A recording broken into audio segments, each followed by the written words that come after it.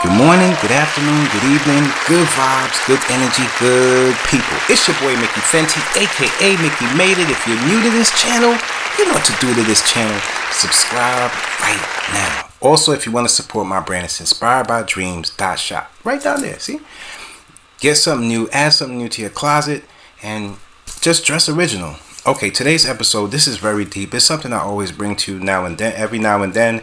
It's very personal to a lot of our households, the way we grew up, and just the people we've been around. Today we're talking about alcoholism, but in a different sense. A lot of celebrities are dealing with this behind the scenes and not really saying too much. And a lot of people at young ages are becoming alcoholics, not even knowing it. So if I could help somebody out there, please like and share this video, because it will help people to understand that some things that can be fun for some people could be poison for others. Let's get it.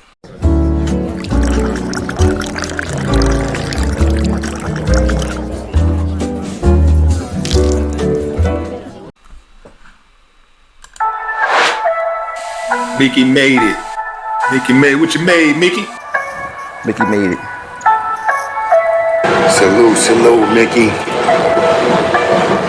Grand rising to you. Mickey made it. What's up, man? Salute.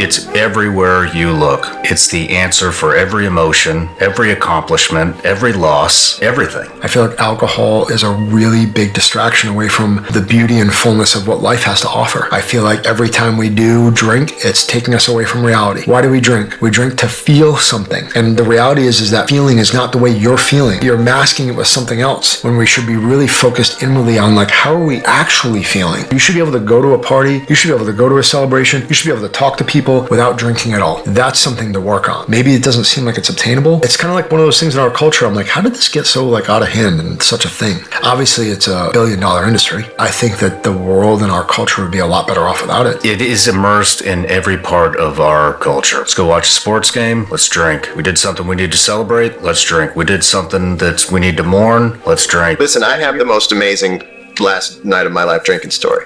It was Drake's 30th birthday party, and I made quite a fool of myself. Really? Oh, and it took me weeks to stop doing this every morning I woke up. And then I had a conversation with myself. And I remember where I was. It was like 6 days into the hangover. I was in my 6th day of the hangover. That's how big the hangover was. I looked out the window and I went, okay, John, what percentage of your potential would you like to have?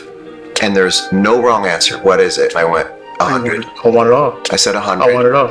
And then the voice in my head said, okay, do you know what that means? And I went, we don't have to talk anymore. I get it. Let's go. And that next year, I did 4 tours. I was in 2 bands. Yep. I was happy on airplanes. So what happens when you stop drinking? The level goes, it feels like boredom at first. But if you stick with it, the line straightens out and it goes kind of low, right? You're like, oh, I'm not having these high highs. But if you work, you can bring the whole line up. What alcohol had become to me, the older I got, because I loved, like, I was one of the hedonistic kids in my early 20s, out for 3 days straight, had lots of fun, had the best time, and then it got harder and harder to recover from that. And then I found that before the pandemic, I was drinking pretty much every night, not every night getting sloshed, and it was just hindering everything. I wasn't sleeping well, my skin was absolutely dreadful. And then we got into the end of the first week of lockdown, and I remember at one point looking at the clock, and it was 11, and I was like, I don't know if that's 11 a.m. or p.m. because I'd been just throughout the day drinking, and then obviously being locked inside as well. Every day sort of rolled into one, and that's when I thought, this is going to go, I don't know how long this lockdown is going to be. This is going to go one of 2 ways. Alcoholism did not care that I was on Friends. Alcoholism wants you alone, it wants you sick, and then it wants to kill you. If you worry that you're having this problem, or you know somebody that is, raise your hand, find somebody who's smarter than you about this, and talk to them, and be honest about it, because the secrets are what kill us. And I was placed in some kind of spiritual guy's office, and as we were done talking, he turned me around and said, just remember, it's not your fault. And he explained addiction and alcohol to me, and he saved my life. Because I then knew that I wasn't weaker. It wasn't my will that was screwed up. It was that I have this disease and I need to get help. But the thing that always makes me cry is that it's not there. That I had to go through this disease while the other 5 didn't. But I had to fight this thing and still have to fight this. So just to end this on a good note, there are people that will help you and get their help. It doesn't go away. It never goes away. I was like, this is a toxic behavior for me. And my whole life it held me back because I knew that I couldn't surrender to something nor give it up. It was like that definition of insanity. You do the same shit over and over again, expecting a different result. I was a complete prisoner of my own behavior. And finally, 3.5 years ago, I was like, I can't do this anymore. It doesn't work for me. I'm never gonna be that cool girl with the glass of wine at the party. Like, I'll want 3 bottles. Like, that's just my personality. It's my addiction. When I finally let go of that, it made me realize that I was capable of great change that I totally rebelled about. I was like, I will master this toxic behavior of mine. As if I could, I just did not think I could ever stop. That was a hamster wheel I'd be on my whole life. So many years that like the narrative was for me is this has a hold over you. You will never break this cycle. I have told my kids, if there's one thing I would have redone, it's I never would have taken a drink. My life would have been much different. Yeah. Yeah. And I think I'd be much happier. Had I never done that. Happier today if you'd never drank. Yeah. But you haven't drunk in a year. Well, I'm happy. Right, but I'm saying I can't be with my unbridled you're the 20-lane highway. But you're really limiting the possibility of your happiness during all those years of drinking. 50 years. For first time I got drunk the first time at 10. Yeah. Yeah. And that went on for 50 years.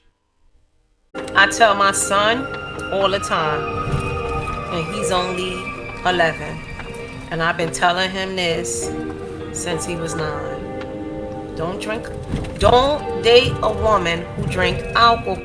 Hey y'all, okay, let's get into it. Cause this time last year, I came on here and told y'all I was an alcoholic and had been an alcoholic for about 4 years. And I was quitting cold turkey. Life update, y'all ready? Let's get into it. So first let me say, when it comes to glowing up, I used to put people who glowed up on a big pedestal. Like people who I've seen like, oh my gosh, you done went from this regular apartment to this luxury apartment, you done bought your house, you leveled up your lifestyle, leveled up your clothes, leveled up your car, leveled up your career, leveled up yourself, leveled up your body. How did you do this? I'm thinking this person has something I don't have, right? No. You know what these people have? Discipline, work ethic, consistency, and they practice it every single day. I realized the difference between me and people who have glowed up their life where they were trying to glow up every single day. Every day they woke up with the intention to level up their life. Every day they woke up, they set goals for themselves, they worked hard, they dedicated, and they were consistent with the things that they saw themselves doing so that they could level up their lives every single day. I had to realize I was lazy. I was not doing it. I was not leveling up my life. I like turning up. I like drinking. I like getting drunk. I like the feeling of being drunk. I like partying. I was a party girl. I liked the lifestyle. And so I locked in. I listened to a sermon every single day. I did my own Bible studies. I listened to Sarah Jakes Roberts. I was listening to Keith Battle. I was listening to Devon Franklin. I was listening to anybody who I felt like could get me up out of where I was in that day, no matter where I was feeling in that day, because healing is a journey. You don't feel like it every single day. You don't feel like setting goals every single day. You don't feel like getting up every single day. You don't feel like going in and going hard every single day. But the difference between you and somebody who levels up their life and somebody who's glowed up, they're doing that every single day, whether they feel like it or not. So I had to listen to and put some people in my head who made me feel motivated to do that each and every day. I wrote down my scriptures. I read them. I studied them. The thing about growing up is I feel like people make it this big thing in their head. Like, oh my gosh, I gotta change my whole life to glow up. You do. Do you not want to change your whole life? Why wouldn't you want to change your whole life? Why wouldn't you want to take your life from here to here? Why wouldn't you want to invest 365 days into yourself? Why wouldn't you want to see where you can go from day 1 to day 365 and see how much you can level up, see how much growth you can do, see how much you can win? Because when I tell you I am doing things that I never thought I could do this time last year, and it's simple things. I used to wake up back in 2021 and say, how do y'all not get drunk every single day? It wasn't even them. It was the fact that I couldn't wake up and not get drunk every day. It wasn't everybody else. It was me. I couldn't wake up and not smoke weed. I couldn't wake up and not have a shot. I couldn't wake up and not have some wine. But then I stopped. And then I realized not only can I do that, I can do that every single day. And when you think you can't take a year off and glow your whole life up, I'm telling you, you can't. Stop all the partying, stop all the drinking, stop all the smoking. It's okay to do every once in a while. On occasion, everybody needs some balance. But when I tell you lock in with yourself for a year, 365 days, and just see the level that God takes you. First things first, God is a working God. When he sees us working, he puts in work. So God sees you putting in work, he gonna follow up and match that work that you're putting into your life too.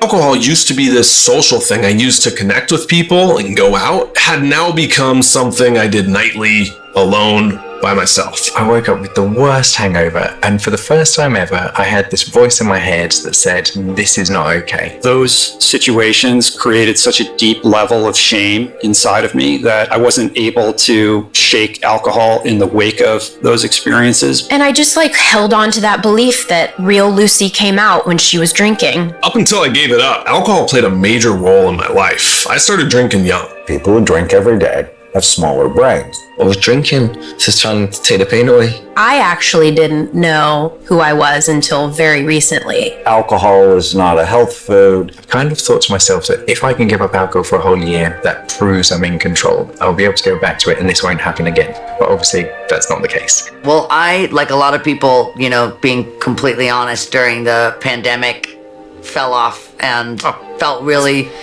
a lot of, and I would never sit here and go, I've been fucking sober, and I didn't, and I fell off. And I realized that I now am back on sobriety, 2 weeks sober, and, I feel like I really accepted that time. And one of the things I've used is don't get furious, get curious. So don't be mad at yourself, but ask yourself, what happened? I don't have a problem with drinking. I have a problem with the decisions I make once I go past that level of, even into, I've just been wanting to wake up 100% of the time. Hey guys, so allow me to introduce myself. My name is Shanice. I am a single mother to a 13-year-old, and I am 2 years sober.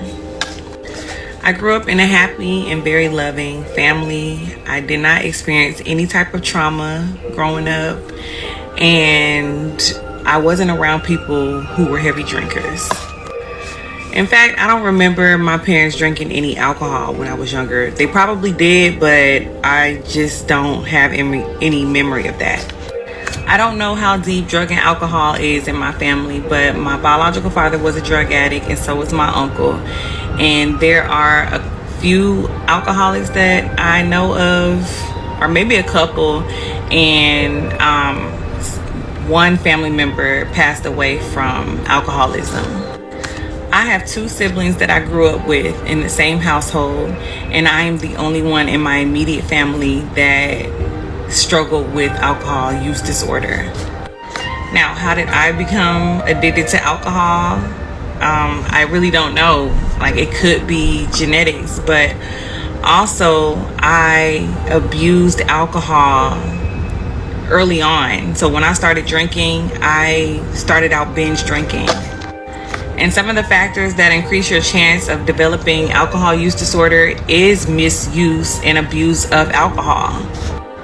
Drinking early, genetics, a family history of alcohol abuse, certain mental health conditions, and trauma can increase your chances of developing alcohol use disorder. And this is why I created this page, to spread awareness. I don't have all the answers. I really don't. I'm not a professional. I was just a really chronic drinker, and I was able to find my way into recovery. And so I just want to welcome each of you. I've read off the comments that I've received, and I responded to all of them, if not most of them. But I do take the time to read them and respond. So God bless you all and welcome. I'm approaching 3 months sober, not a single drop of alcohol, and I'm not gonna lie. If you've seen that last video, I talked about how I was going to my little brother's wedding, and I was going to be tempted with drinking. There's gonna be a lot of drinking going around. There's gonna be a big lit party, and every time I go to those parties, I get really drunk, I have a good time, I make good memories. So I was just really fighting like the urge, I'm gonna wanna drink. On top of already fighting the urge of just like rationalizing, like, oh, 1 beer won't hurt. Oh, I've made it to almost 3 months. Let me just have 1 beer and let me see if I can control it now, like not go too far and not want to drink every day. Maybe I chose the worst time to get sober because I had to get through Thanksgiving, Christmas, New Year's, and now my little brother's wedding. But I did not drink a single drop, nothing. I was tempted and I thought about it. A couple times I was like, maybe just a beer. But no, I stayed strong. Next morning, I woke up early, ran a bunch of errands, getting a bunch of things done. Feel great. The sun is out. The air is nice and crisp. It's beautiful. I feel like I got a W, you know? All the holidays, that was good under my belt. You know, I'm not drinking. But it wasn't really the test of like my little brother's wedding. Like this is gonna be a time where I would drink and I didn't drink. And it feels great. All the people in the comments saying, oh, just stay strong, it's worth it. It definitely is worth it. People can look at you from the outside and see that something's wrong. I need to do a lot less talking and a lot more listening. And I'm learning every fucking day. It's a fight, it's a fight, it's a fight. All I can say is, people that I really love